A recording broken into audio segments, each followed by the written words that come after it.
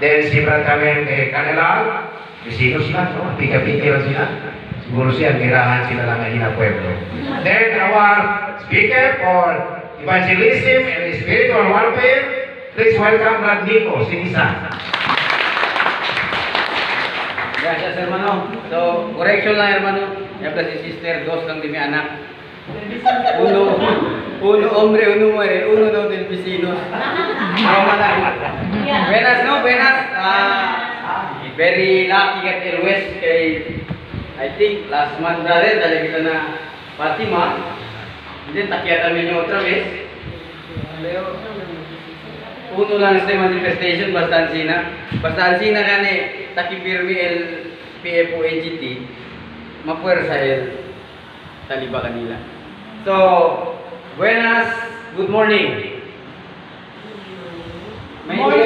Hindi yung mahinit na slides, no? Pero kay el nuevo programa. Claro ba? Claro? Claro. So, thank you. El nuevo 2.0 del CLP training, amos que taliba kami. So, necesita daw sa projector, something, manada, tamirayo. Layo malisod gali este, como iyo, yan nasayo na typewriter, tempo, naliga kita aki na computer, medyo tatormenta. Pero sige lang, kay Evangel kontra. El kontra también del Diyos, kung tatrabaho kita ara mucho, tapi kura también manharas kung el mga los demás may paaki. Amen ba? Amen. Praise the Lord. So, before you proceed yo gali si Brother Nico Senisa, atrás de mí, igual también conmigo de guapo, el talk number 2, si Tino Verano. Talk number 8, si kami dos.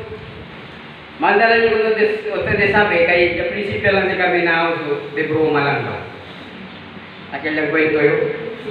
Kung uwi kami, marites alya, taas eh. Yun, sabi, ayun na tumulong. Pero di may mga uban, puro sa mga YFC. SFC, laman, liste, sa mga Uncle Birds, todo sa na Bible. Aprende ayo. Okay, that's good.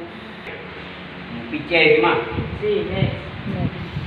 So, Uncle Birds, finally, draw your strength from the Lord and from His mighty power.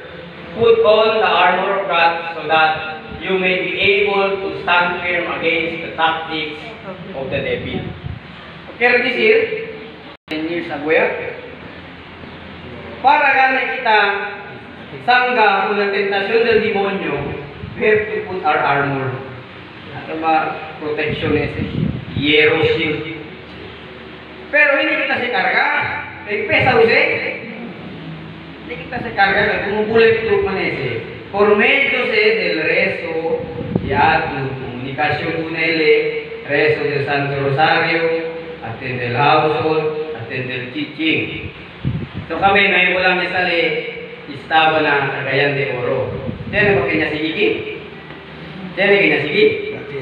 Martino, kami. Pero kung may kanya sige, habla lang niyo ko sa central message ayan. Obedient and humility. Kung anday kita kal na datin ang kusang ba obedient na Bisaya?